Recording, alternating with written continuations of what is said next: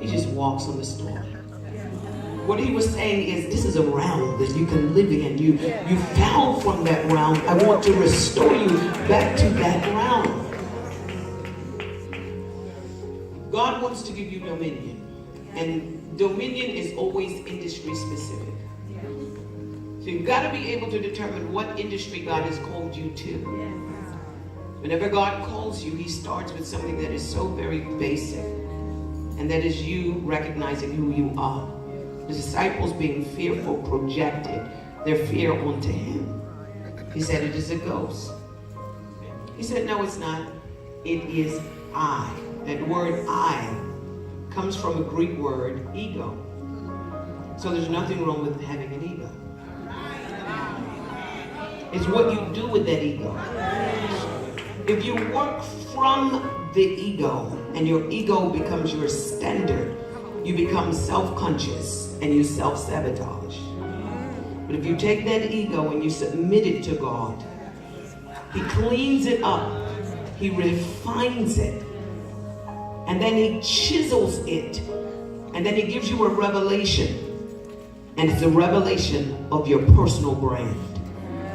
Who do men say that I am was not a question of what I do. Some say you're one of the prophets. No, that's a job. That's a title. That's a profession. That's not who I am.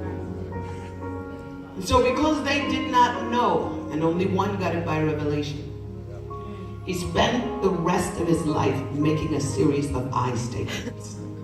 I am the bread of life. I am the way. I am the truth. I am the light. If you refuse to sit with God long enough to define your personal brand, another person will come along and define who you are. Yes. Because you've lived that way for so long, you wake up, you put on your mask, and your mask is just a title. It's a title because you're afraid to put what God has placed on you on display for fear that someone will call you arrogant. But this is the person that the universe calls arrogant. When you know who you are, and when you know that you're gifted at something, and you refuse to dumb down, to blend in, to fit in, but you stand out and you speak up. And when the light is shining on you, you don't say that I'm here. You stand up like Tim's story and you say, I'm here. Listen to me. Watch me. Those are the people that God uses. And the other people will call you arrogant.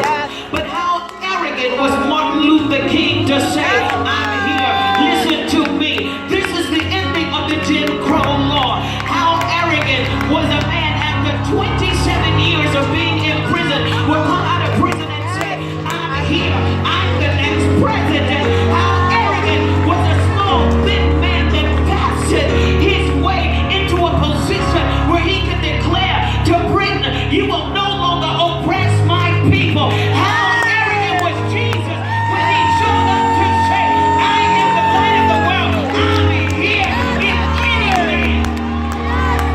How arrogant was Jesus when he said you could crucify me, but one day, after 3 days, I'm going to come back.